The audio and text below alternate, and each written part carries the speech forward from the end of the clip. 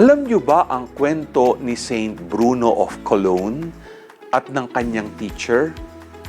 Si Diocles ay isang pari na kilala sa pagiging mabait at makatao. Araw-araw siyang nagmimisa at marami ang nai-inspire dahil sa galing niya sa pagtuturo. Nang mamatay siya ay sobrang dami ang nakipaglibing. Nang simula na ang misa ng paglilibing, bumangon si Diocles at sumigaw sa lahat, "Alas, I am damned!"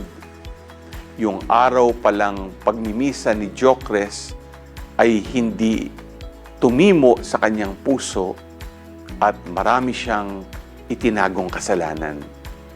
Nang makita si Bruno, ito ay na-convert siya at iniwan ang lahat.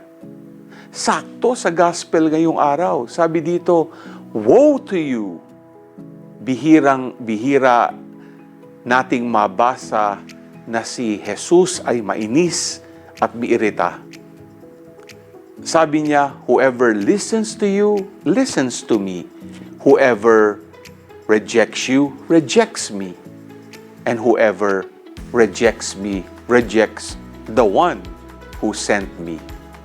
Most of the time, we look at rejection as an outright rejection through words. However, isang paraan din ng pag-reject sa Panginoon ay pang-iwas ng pagbabagong buhay at pagkakasala.